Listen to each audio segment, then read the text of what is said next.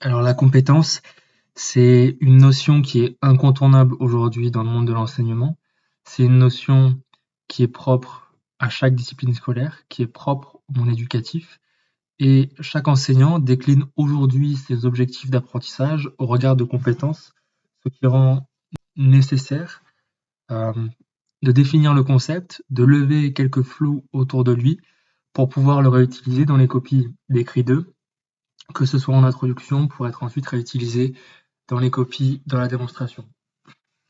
Le premier point, c'est de bien comprendre que fixer des compétences en tant qu'enseignant par rapport aux apprentissages des élèves, c'est une attente institutionnelle qui est inscrite et qui a été inscrite dans la charte des programmes en 1992. Donc c'est une exigence institutionnelle.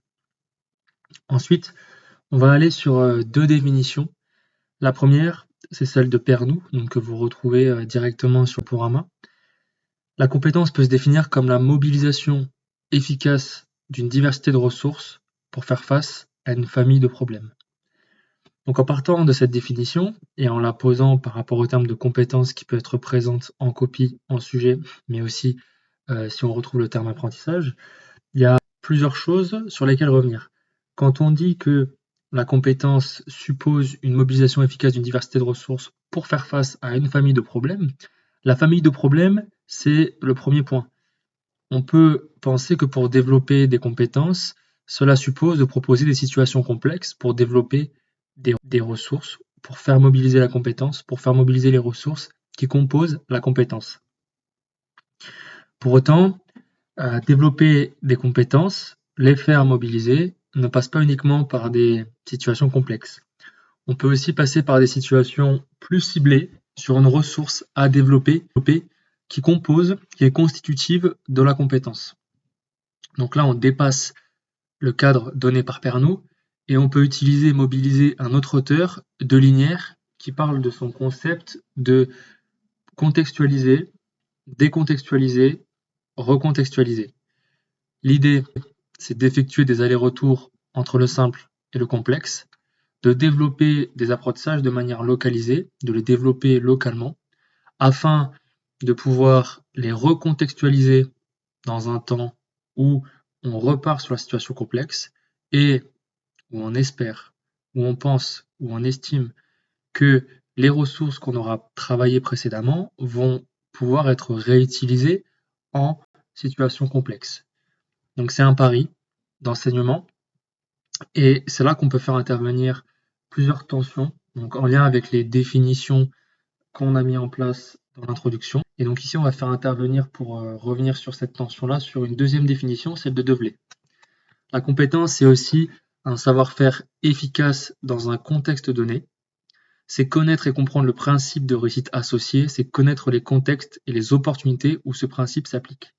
Donc là, on sort un petit peu de la compétence et des ressources à développer qui seraient mobilisées de manière un petit peu magique en fonction et à partir en tout cas d'une recontextualisation, donc dans des cadres similaires où les ressources qu'on aurait développées en sortant du cadre pourraient être remobilisées en partant du principe où on remet le cadre à l'élève.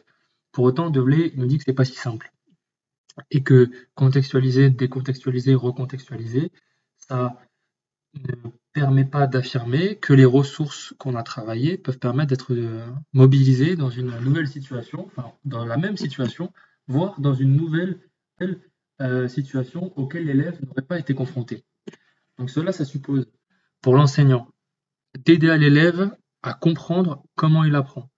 C'est-à-dire que l'élève, il doit aussi savoir de ses savoirs, il doit savoir quand utiliser sa compétence.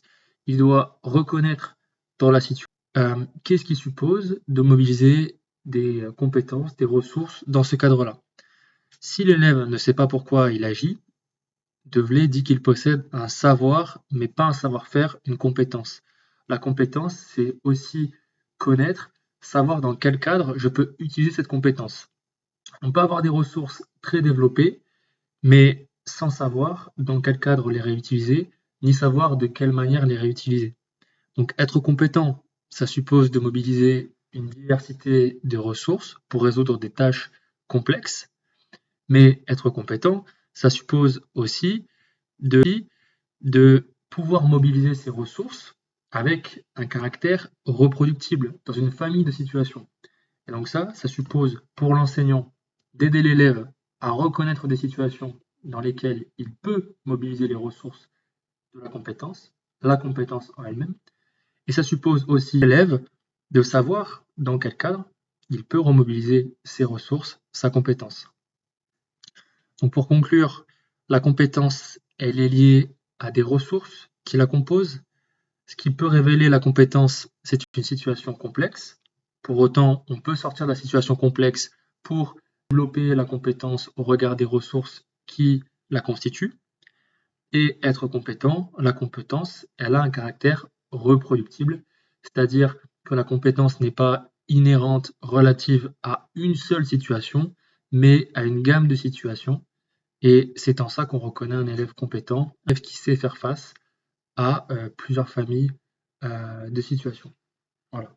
Donc ça, ce sont des tensions, des enjeux, des définitions de la compétence qu'il faut mobiliser en introduction, mettre en tension différents éléments de la définition, faire vivre la définition, pour ensuite pouvoir remobiliser dans la démonstration et dans les annonces de plan ces différentes tensions voilà, entre les termes et ici qui sont attraits au terme de la compétence. Voilà, j'espère que ça vous aura aidé. N'hésitez pas à m'en faire part dans les commentaires si des points d'incompréhension subsistent. Bon courage.